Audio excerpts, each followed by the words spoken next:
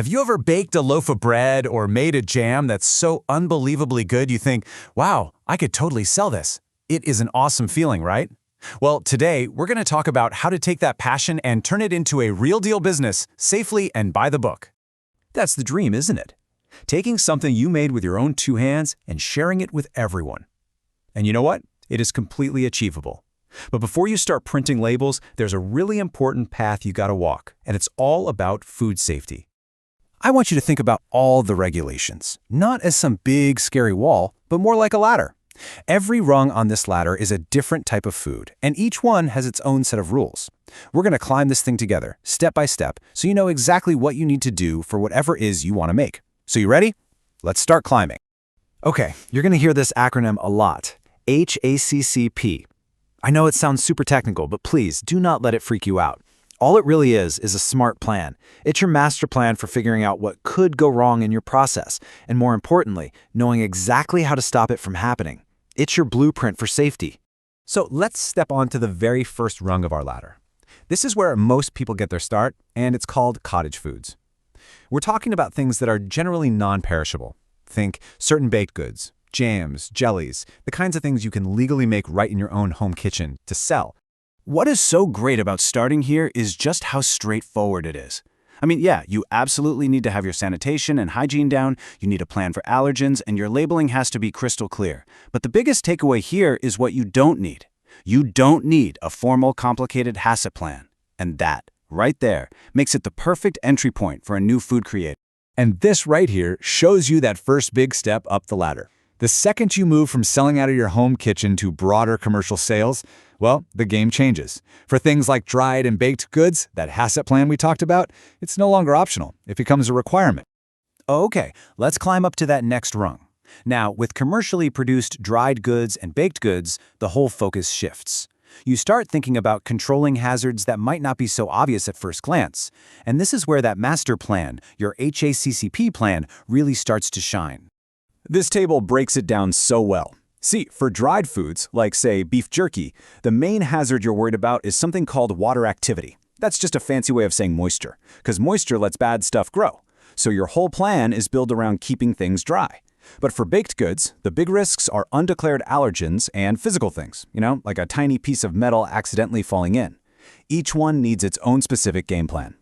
All right, time to put on our lab coats because we're climbing higher and getting into some real food science. For products like pickles, salsas, or certain sauces, what are known as acidified foods, the rules get way more specific. Here, you're literally using acid, like vinegar, to create a world where harmful bacteria just can't survive. And to do that right, you have to understand a super important part of any HACCP plan, the critical control point, or CCP. Just think of a CCP as the make or break moment in your process. It's that one step where, if you don't get it absolutely 100% right, the safety of your food is on the line. It's kind of like the point of no return. So for these acidified foods, it all comes down to nailing three key things. First, you have to get that pH level, your acidity, perfect. That's a CCP. Second, you usually need a specific heat treatment to kill off anything nasty. That's another CCP. And third, you have to get your whole plan validated by a food science expert called a process authority.